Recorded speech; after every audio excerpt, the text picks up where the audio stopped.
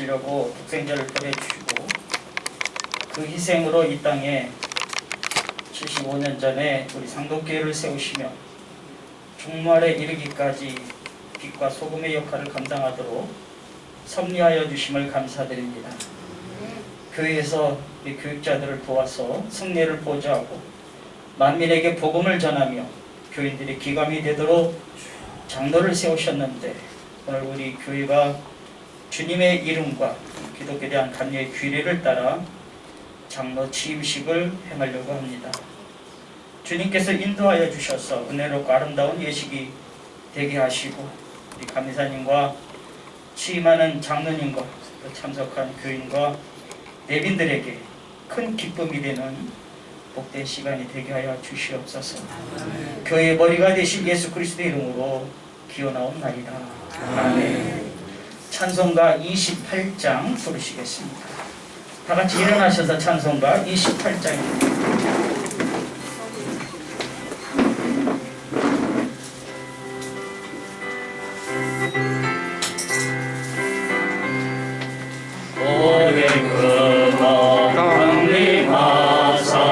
찬송하게 하소서. 한량없이 자비하심 증명할 길 없도다. 천사들의 찬송가를 내게 가르치소서. 구속하신 그 사랑을 항상 찬송합니다. 주의 크신 도움 받아 이때까지 왔으니 이와 같이 천국에도 이르기를 바라네. 하나님의 품을 떠나 죄에 빠진 우리를 예수 구원하시려고 보혈을 흘려주셨네. 주의 귀한 은혜 받고 일생 빚진 자되네. 주의 은혜 사슬 대사 나를 주께 매소서. 우리 마음은 연약하여 범죄하기 쉬우니 하나님이 받으시고 천국을 지소서. 아멘. 다 같이 앉으셔서 시간 기도하겠습니다. 우리 남선교회 동작지방연합회 회장이신 최창록 장로님 기도해 주시겠습니다.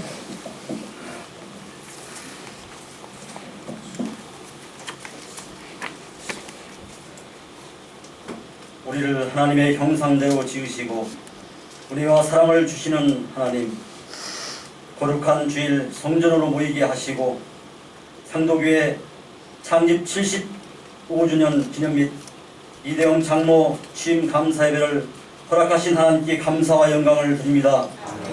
하나님께서 우리를 향하신 십자가의 사랑과 은혜를 바라보며 영과 진리로 예배 드리게 하시고 성령의 기름 부음이 충만케 하시어 치유와 감동과 축복과 감사가 풍성히 넘쳐나는 축제의 자리가 되게 하여 주시옵소서. 지난 시간들을 돌아보면 많은 어려움 속에서도 주님께서 부르짖는 상도교회 성도님들의 기도가 있었기에 주님은 순간순간 그 기도를 들어주시고 낮에는 구름 기둥으로 밤에는 불 기둥으로 인도하여 주심을 감사드립니다. 이 시간 이후에 돌아올 많은 어려운 환경이 있을지라도 전능하신 주님을 바라보며 모든 성도들이 예배를 통해 주님이 주시는 힘으로 새로운 각오와 결단으로 힘차게 귀상할 수 있도록 주님 상도교회를 축복하여 주시옵소서. 주님이 주신 사명을 능히 감당하며 주님의 지경을 넓혀가는 귀한 시간 되게 하여 주옵소서. 상도교회 신천 장로로 이대영 장로님을 주님의 이름으로 택하사 친히 새롭게 거룩한 소명과 함께 장로의 직분을 주심에 진심으로 감사를 드립니다.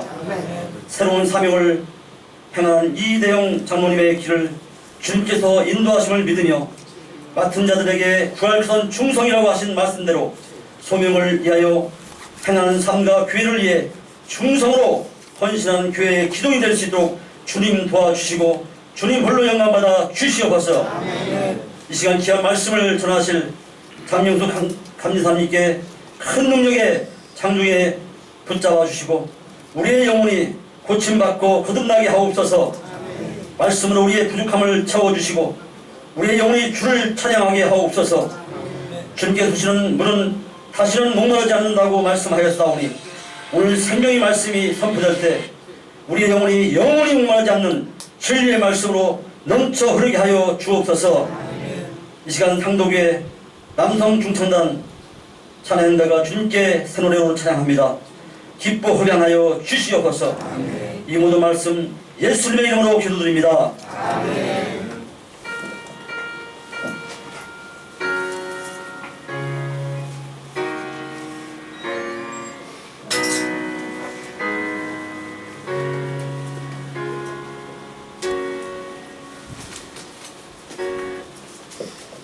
하나님 말씀 보시겠습니다. 사도행전 14장 19절부터 28절까지 말씀 봉독해 드리겠습니다.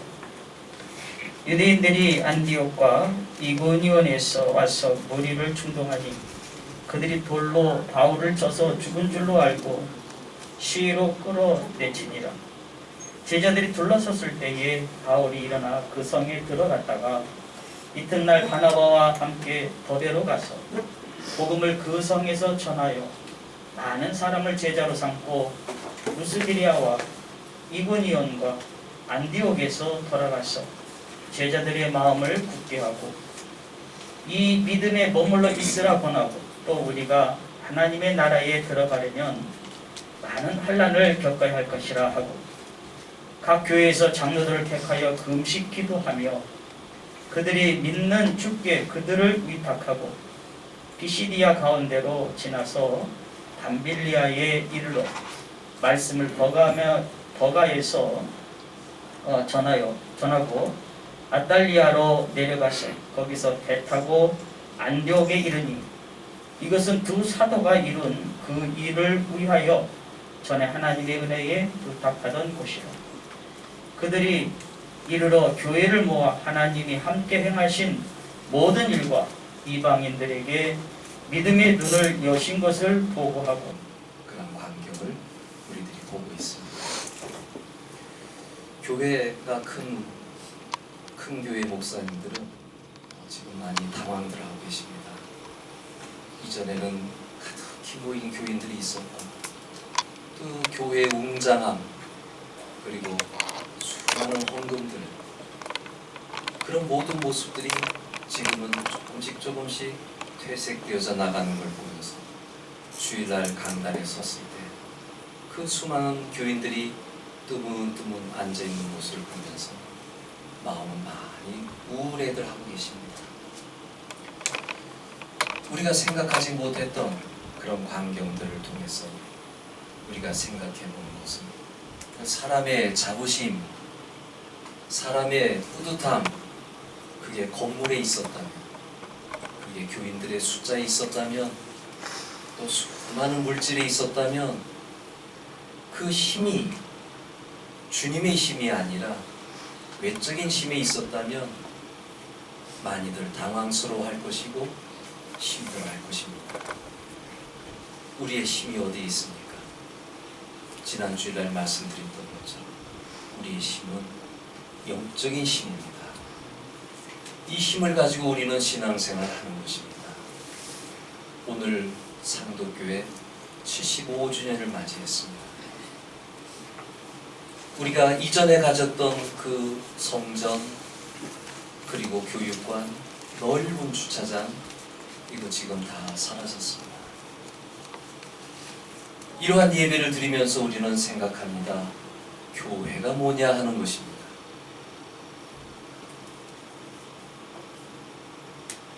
코로나 시대에 건물이 있어도 모이지 못하는 건물, 상도교회가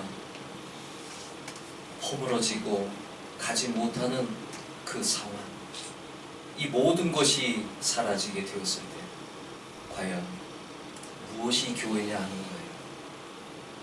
성전이 교회냐, 건물이 교회냐, 80년대 한국교회에서 했던 질문을 다시 한번 하게 됩니다. 건물이 사라졌으면 교회가 사라진 것이냐, 이 얘기를 한번 해보고자 하는 것입니다. 이에 대한 답변은 성전이라는 건물은 교회가 아니라는 겁니다. 뭐가 교회냐? 예수 그리스도를 중심으로 모인 곳이 교회입니다. 유럽에 위대한 교회들이 있었습니다마는 거기에 성도들이 별로 없다는 이야기들을 들었습니다. 건물은 교회이지만 거기서 예배가 없다면, 성도가 없다면 교회가 아닌 것입니다. 러시아와 중국이 공산주의 시절에 수많은 교회들을 파괴했습니다. 그런데요, 신기하게도 교회 건물은 파괴되어졌고 교회에서 성도들은 모이지 못했지만 가정에서 모였습니다. 그리고 들판에서 모였습니다. 이게 교회라는 거예요. 그 웅장한 건물에 가보지는 못하지만 성도들이 있는 곳이 교회라고 하는 겁니다.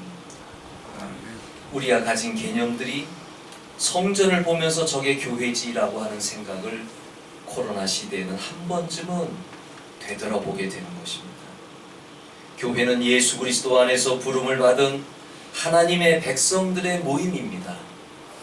예수 그리스도, 그분을 중심으로 해서 예수 그리스도를 믿는 성도들이 있어야 그게 교회입니다.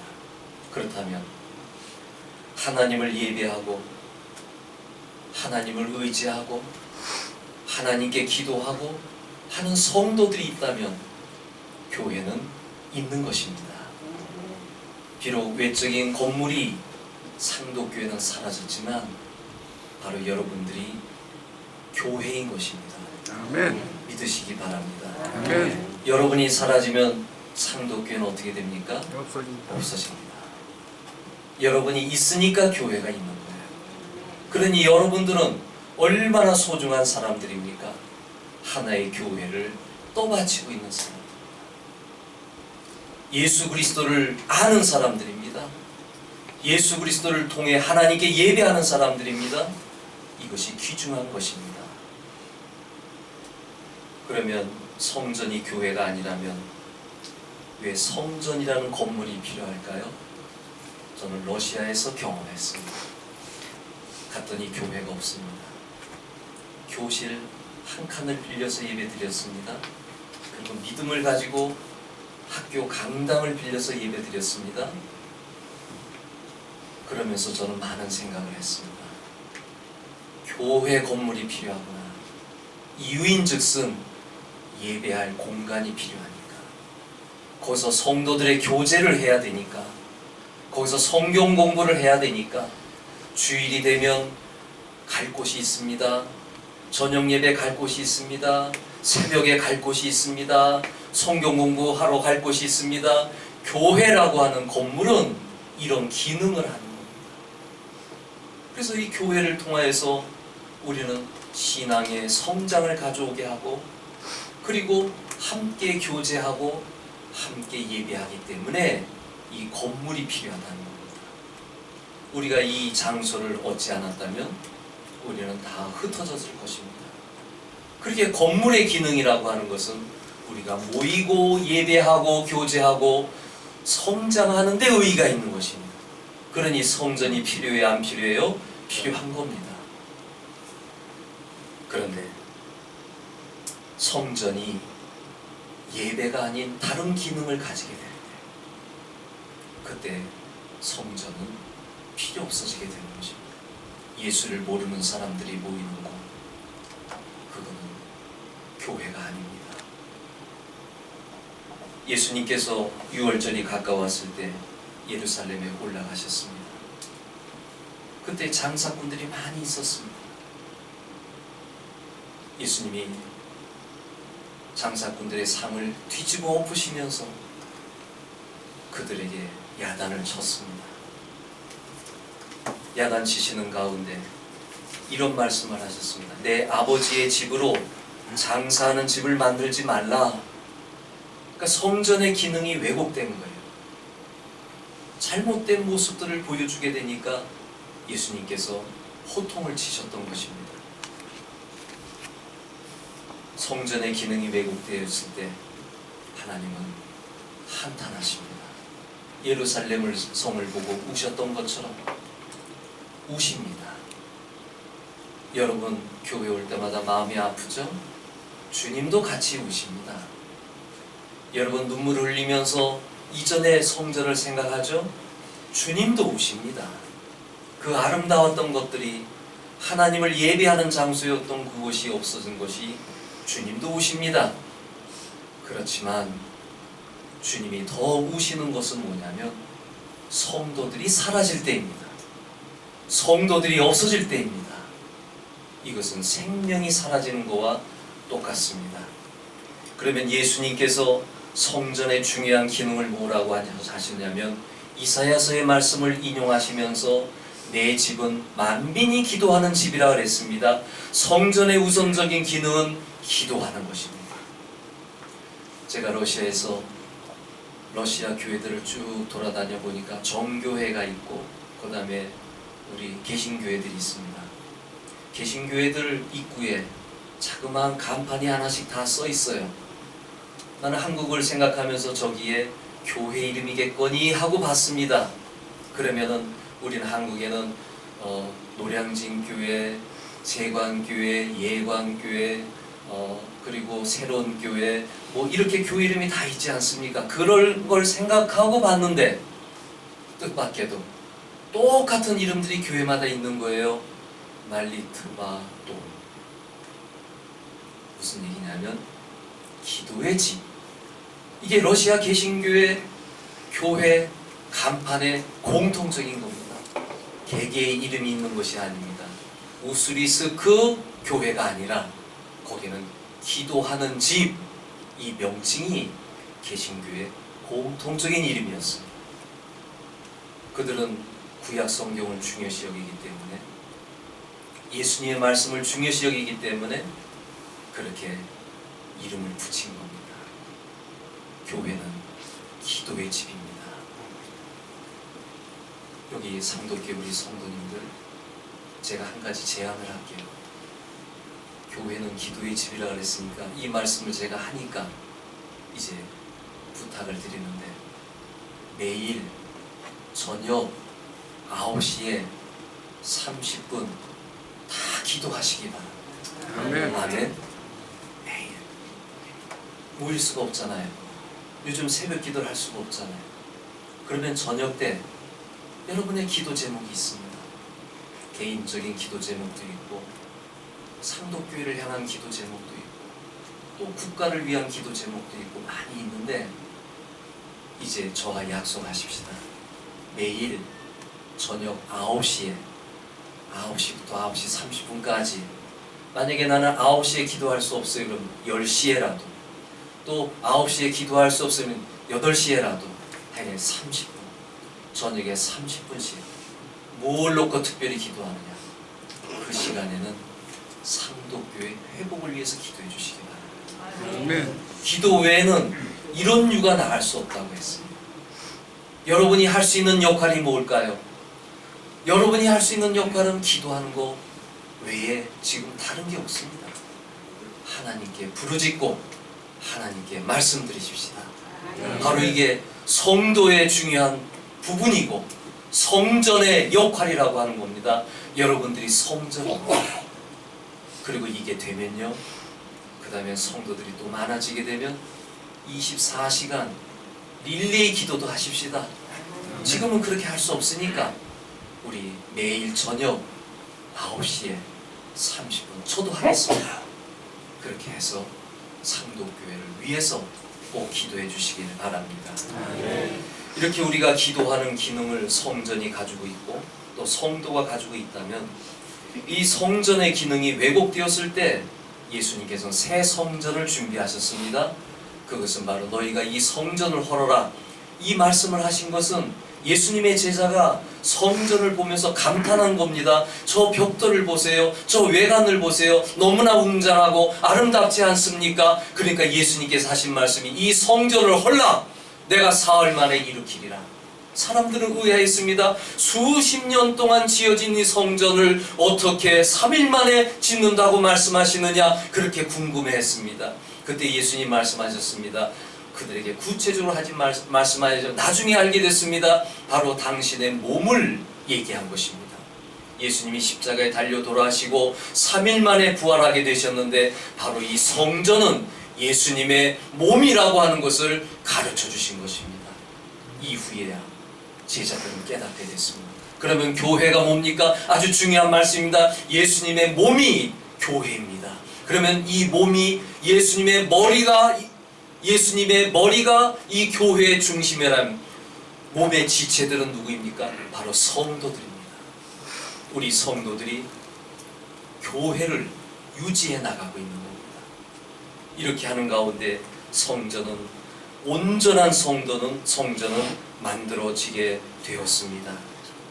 결론적인 말씀입니다. 우리는 예수 그리스도와 성도들 없이는 교회는 이룰 수 없다. 아주 중요한 말씀을 오늘 들었는데, 제가 좋아하는 소설이 하나 있는데 그 작가가 도스토옙스키입니다. 그 당시에 미국과 유럽의 소설은요, 주인공이 있었습니다.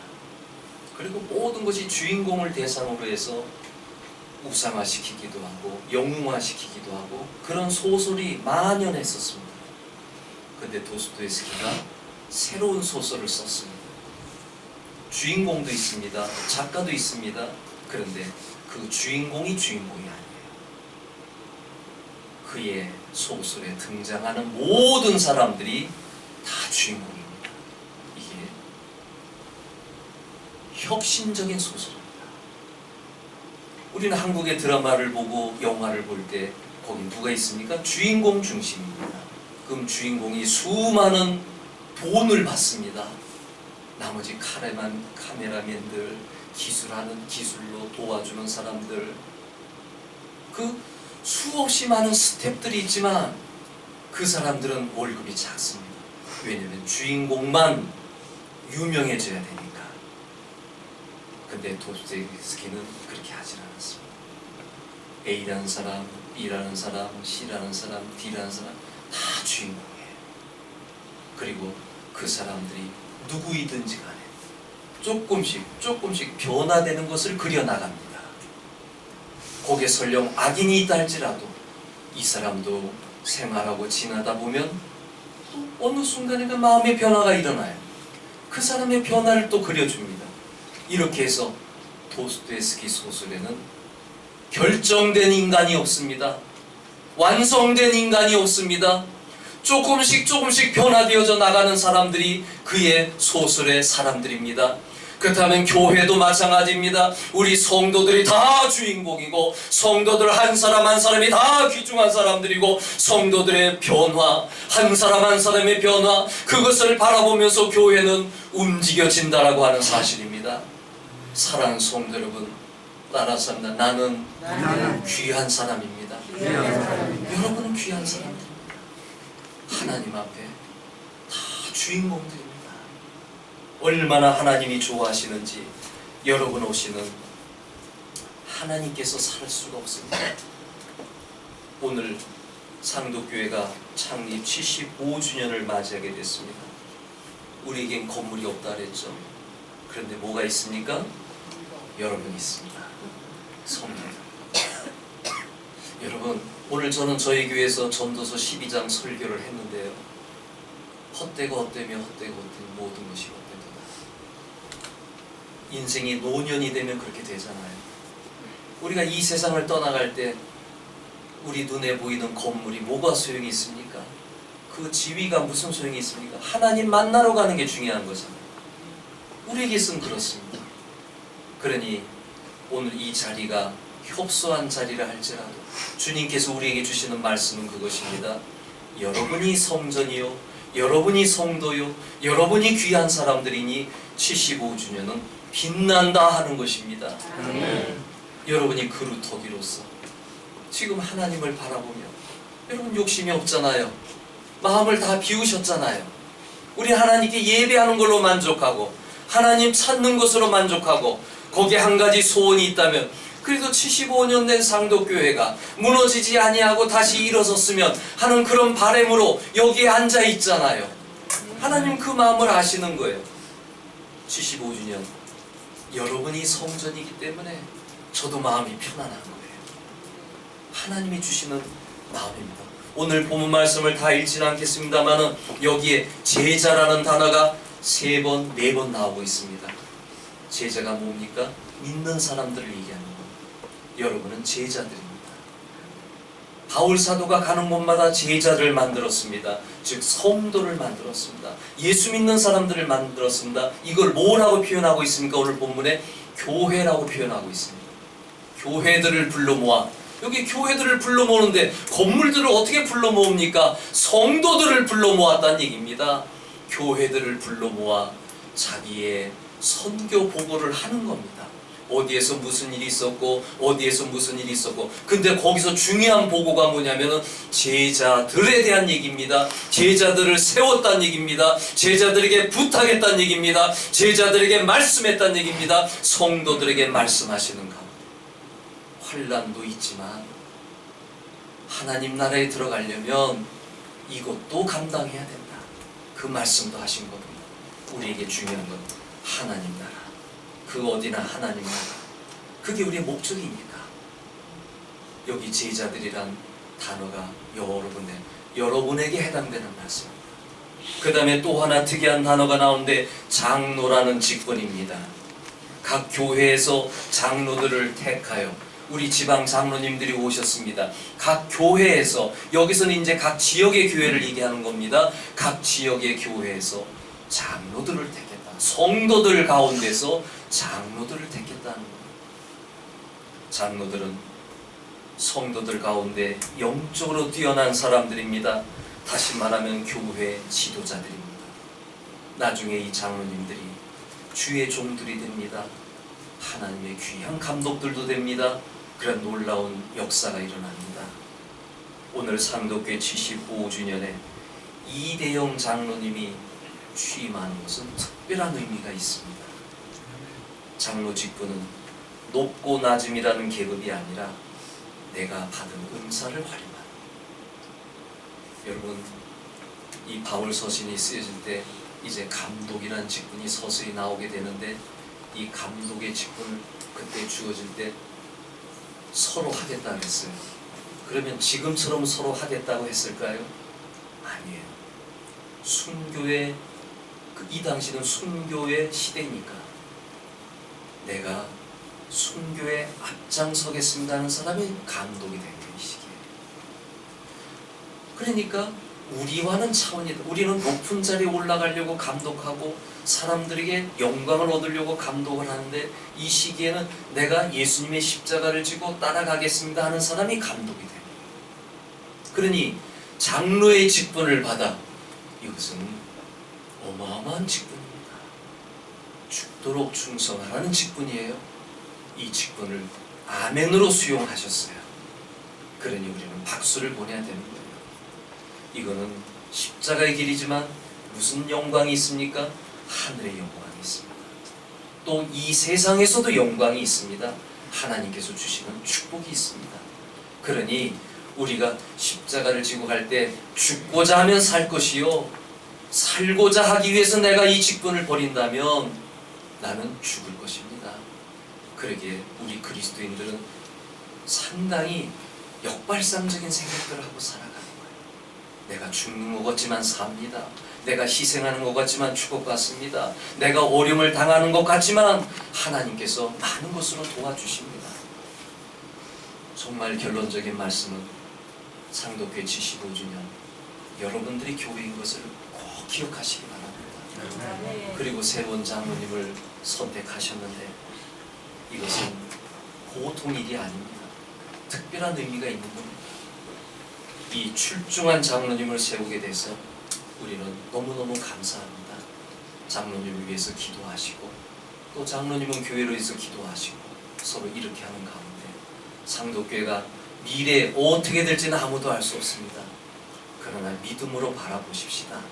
우리가 기도하면서 우리의 순수한 마음, 그 순박한 마음을 하나님께서 받아주셔서 과연 동작 지방에서 어떠한 교회로 세워질런지 우리가 기대감을 가지고 기도하면서 바라보십시다. 그 모든 일이 우리 성도들에게 지금의 고난의 길에서 여러분이 누릴 영적인 열매라는 것을 기억하시면서 잘 감당해 나가시기 바랍니다. 기도하겠습니다. 아버지 하나님, 오늘 복된 날을 맞이했습니다. 주님께서 우리에게 주신 말씀이 상도교회 성도들이 교회라는 귀중한 말씀을 주셨습니다.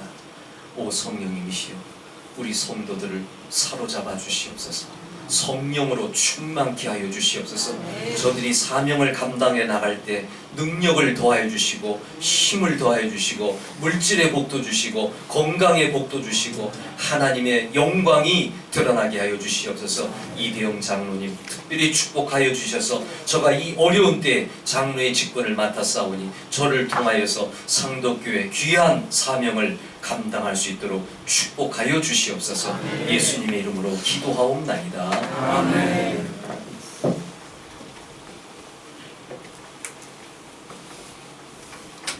감사합니다. 제2부 순서로 교회 창립 75주년 감사 순서를 맡도록 하겠습니다. 우리 임창근 장로님 나오셔서 교회 연역에 대해서 말씀해 주시겠습니다.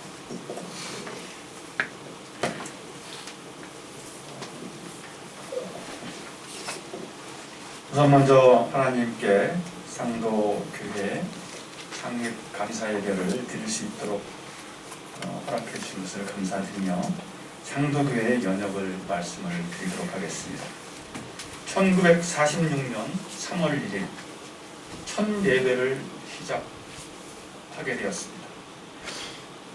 그 이후 일대 주성택 목사 담임 목사님으로 1948년 에서 1950년까지 2대 황을성 목사님, 3대 서영준 목사님, 4대 신원희 목사님, 5대 김익순 목사님, 제6대 최종철 목사님, 제7대 이종대 목사님, 제8대 윤정원 목사님, 제9대 구윤성 목사님, 이렇게 9대까지 담임 목사님을 모시고 저희 상도교회가 왔습니다. 이후 2019년 7월 7일 구윤성 목사가 일부 교인들을 데리고 감리교회를 탈퇴함으로 김중성 원로장로와 이혜복 원로장로를 중심으로 비상대책위원회가 세워지고 탈퇴하지 않은 교인 23명이 예배드리기 시작하였습니다. 2019년 11월 29일 서울 남년의 최영규 감독은 동작지방 감리사인 장영수 목사를 상도교회 담임 목사 직무대행으로 임명하였습니다. 2020년 11월 1일 오후 3시 기독교 대한감리회 서울 남년의 동작지방 상도교회 정계당회를 개최하였습니다. 그리고 오늘 이렇게 하나님께 75주년과 통해서 감사를 할 수 있는 귀한 예배 드리게 됨을 감사합니다. 감사합니다.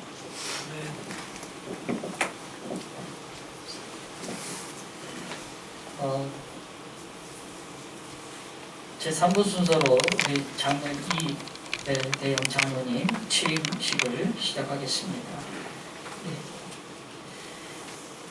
먼저 우리 취임 장로님 소개가 있겠습니다. 우리 이혜복 장로님 나오셔서 소개해 주시겠습니다.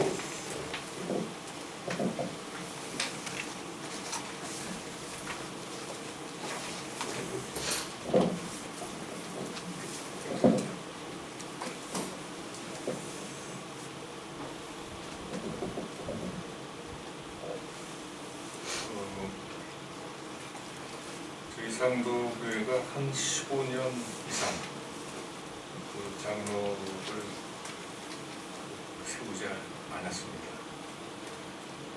그런데 지난 그 구준성 목사님은 장로 수가 많은 것을 원치 않으셨고 가능하면 저희들이 여러 번 말씀을 드렸었고 장로를 세우지 않으셨습니다. 그런 거 생각해 볼 때 오늘 이대영 장로님을 이렇게 신천장로로 모시게 돼서 참 감사드립니다. 이대영 장로님은 우선 성품이 아주 신중하시고 또 묵직하십니다. 바람에 전혀 흔들리지 않으실 겁니다. 근데 그 존함이 이대형입니다. 이 장로님은 그래서 우리가 교회는 작지만 모이는 수는 얼마 안 되지만 아주 훌륭하신 대형 장로님 되실 분입니다. 그 부친께서는 우리 상도 다 아시겠지만은 이상철 명예 장로님 아주 그 교회를 열심히 이렇게 받드시고 봉사하신 그런 분이시고 모친께서는 박옥석 권사님 아주 정말 그 열심히 병수 교회를 봉사하신 그런 분입니다. 가족 관계를 보면 부인 윤인숙 권사님, 장남 이재준, 자부 조현정, 손녀 이채호, 그 다음에 차남으로 이재만, 자부 김도면, 손자 이태고, 손녀 이은우, 이러한 그 자녀들을 보내주신 장로님, 우리 이대용 장로님 우리가 열심히 서로 협력하면서 교회를 새로 세워나가는데 좋은 동역하시기를 부탁드립니다. 감사드립니다. 죄송합니다. 우리 장로님 그 권사님 이리 앞으로 나오시죠. 죄송합니다. 앞에 앉으셔서 질문하셔야 되는데 이렇게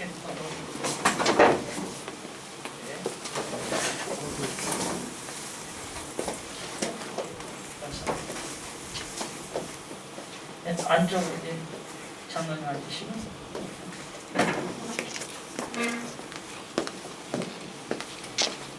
우리 이해복 장로님이 소개해드린 이대영 장로님 권사님이십니다. 박수로 환영해 주시기 바랍니다.